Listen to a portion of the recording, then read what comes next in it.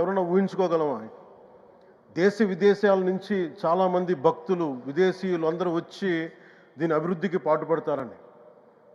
So ఒక ఆధ్యాత్మిక తేజస్సు, విశ్వ ప్రేమ ఉన్న వ్యక్తుల వల్లే ఇది సాధ్యం.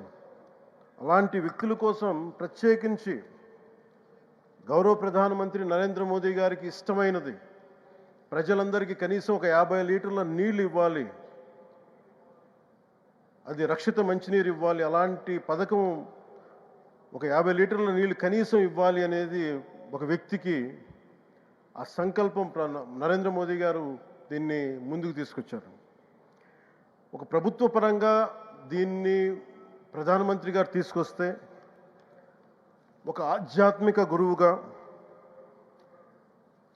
ఏ ప్రభుత్వం ఆలోచించినప్పుడు ప్రభుత్వాలే దీని గురించి సగటు వ్యక్తికి నీరు ఎలా అందించాలనుకున్నప్పుడు దాన్ని ఆలోచించింది సత్యసాయిబాబా గారు ఆలోచించారు. అప్పుడు ముఖ్యమంత్రిగా చంద్రబాబు గారు ఉన్నప్పుడు వారికి ఒకటే చెప్పారండి, నేను ప్రజలకి దాహం తీర్చాలనుకుంటున్నాను.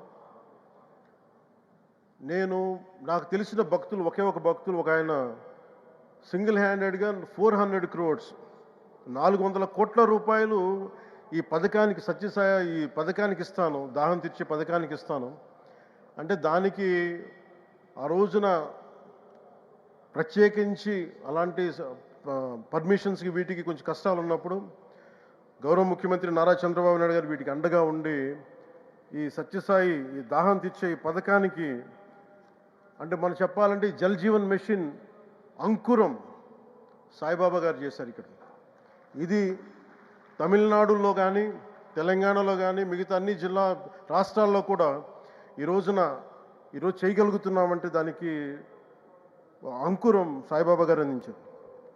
ఆయన సేవా తత్పరత ఆయనది.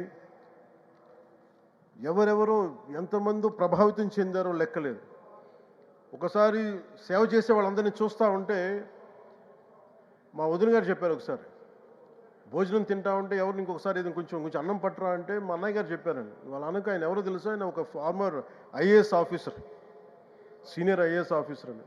ఆయనకి సెలవులో ఉన్న సమయంలో వచ్చి ఇక్కడ సేవ చేస్తారని.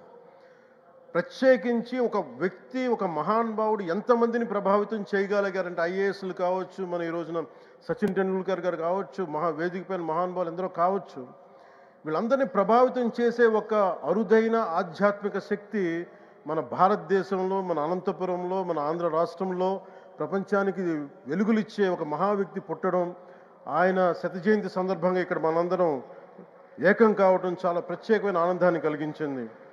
ఆయన సేవా తత్పరతని, స్ఫూర్తిని మున్ముందు మేమందరం కొనసాగిస్తాం.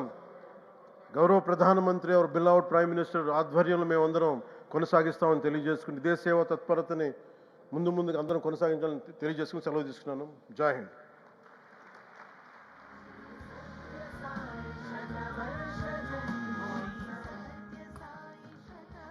Thank you, sir, for your heartwarming words on this occasion.